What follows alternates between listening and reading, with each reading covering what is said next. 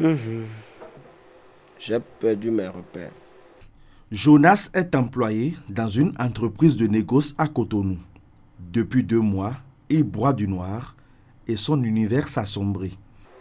Je me sens inutile dans mon environnement de travail. Aucune envie de me mettre à la tâche. Je me sens vidé et démotivé. Je ne suis plus inspiré. Tout me fatigue. Tout le monde m'énerve.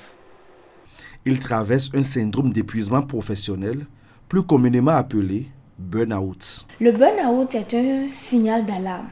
C'est un épuisement émotionnel. C'est la rupture des liens internes avec soi-même. C'est la rupture du lien avec le monde autour. Vous commencez à sentir un vide au fond de vous.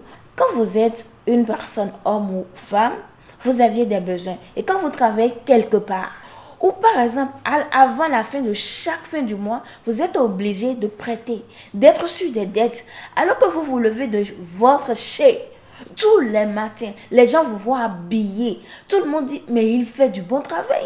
Et peut-être même que le menuisier dans votre vent gagne mieux que vous. Pourtant, il vous envie. Et quand vous regardez autour de vous, toutes les personnes qui croient que vous vivez mieux, alors que quand vous rentrez chez vous, avant peut-être déjà à la date 10 ou à la date 15, vous devriez être en train de taper à des portes des amis ou des collègues, chose que vous n'avez pas forcément envie de faire. Ça peut donner du burn-out. Parce que vous aviez l'impression de vivre constamment dans la précarité. Quand vous venez d'une famille pauvre et que cela arrive, vous aurez l'impression que à quand la fin? Une question existentielle. À quand la fin? Ou peut-être que ce burn-out est venu d'un événement, d'une déception, d'un stress au travail, ou encore d'une déception de la part d'une personne que vous estimez beaucoup, votre patron, un collègue ou un amour également. Face à cette situation, une thérapie est impérative. La prise en charge psychologique demeure la meilleure porte de sortie.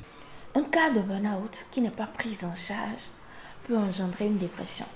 Une dépression qui peut aller même à la dépression sévère. Et cette dépression sévère, quand elle n'est pas tout de suite prise en charge, peut amener à un suicide. Contactez des spécialistes. C'est important. Contactez des spécialistes. L'écoute qu'un spécialiste vous apporte n'est pas la même qu'un ami, un frère vous apporte. Une écoute attentive. Le burn-out est un état d'épuisement émotionnel, mental et physique résultant d'un stress prolongé. S'il n'est pas pris en compte, l'accumulation de facteurs de stress, qu'ils soient professionnels ou personnels, peut conduire à un véritable effondrement.